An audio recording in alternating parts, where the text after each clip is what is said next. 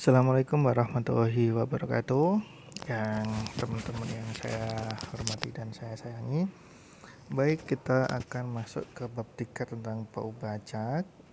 Ini sebenarnya untuk di Statmat nanti dapat. Jadi kita kenalan dulu apa itu Paubacak ya. Nah, untuk di halaman yang 78 ini bisa dilihat dulu bahwa ini sebenarnya mirip-mirip dengan yang pertama kali dulu saya jelaskan bagaimana konsep peluang itu dikenalkan kepada teman-teman ketika SMA gitu ya. Untuk yang di gambar 3.1 itu adalah menyatakan contoh yang di bawahnya. Jika kita melakukan sebuah eksperimen mengambil dua bola dari sebuah kotak yang berisi dua bola putih dan dua bola merah, maka kita bisa mendefinisikan sebuah X besar. Nah, X besar ini yang disebut dengan ruang. Ya, sebagai banyaknya bola yang terambil. Sehingga menurut gambar 3.1 di mana ruang sampelnya adalah S-nya ini ruang sampel. Ya, ruang sampel seperti biasa ada mm, pp, mp dan pm. Nah, gambarnya kurang ya. Kurang apa itu? pp ya. pp nanti dia panahnya itu 0. Nah, kemudian dari ruang sampel itu kita transform atau kita convert ke Paubacak. Tadi X menyatakan apa? X besar yang di halaman 78 itu. X menyatakan banyaknya bola merah yang terambil. Maka di sini banyaknya mm gitu kan. X kecilnya tuh 2. PP karena nggak ada M-nya berarti 0. MP M-nya 1 tulis 1, PM 1 tulis 1. Nah, ruang Paubacaknya nanti menjadi apa? Dalam kurung kurawal gitu ya. Ini nggak ditulis di sini. 0, 1, dan 2.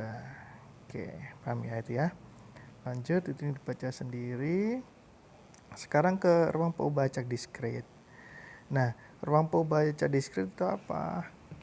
Ya, misalkan X besar ini dari S itu ruang sampel ke R tadi fungsi X ini Paubacak.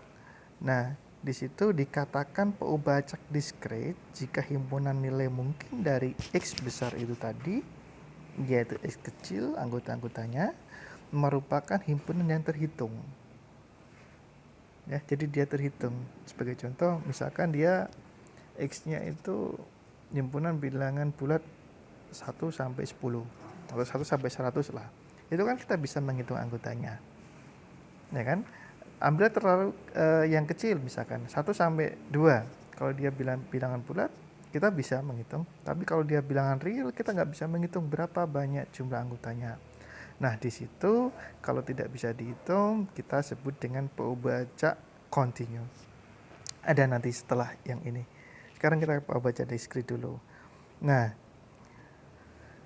peluang untuk setiap X di anggotanya tadi ya, peluangnya disebut fungsi kepadatan peluang diskrit apabila memenuhi ada 2 kriteria memenuhinya itu.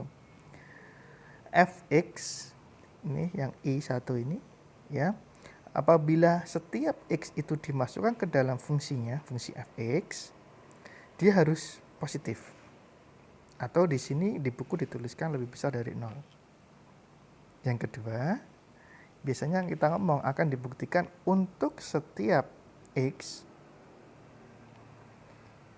jika dijumlahkan hasilnya harus sama dengan 1. Itu yang kedua ini secara mudah bisa kita bilang dari tadi setiap nilai X dimasukkan ke Fx dijumlahkan saja.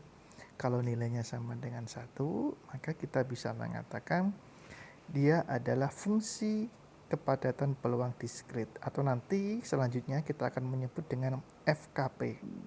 Ya, apakah dia FKP? Diskrit tadi batasannya tahu.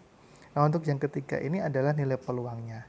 Nilai peluang X besar sama dengan X nanti sama dengan Fx-nya. Tergantung mau X sama dengan berapa. Misalkan X sama dengan 1, nanti kita lihat F1-nya berapa. Seperti itu. Untuk yang bagian Paubacak diskrit ini dulu. Ya.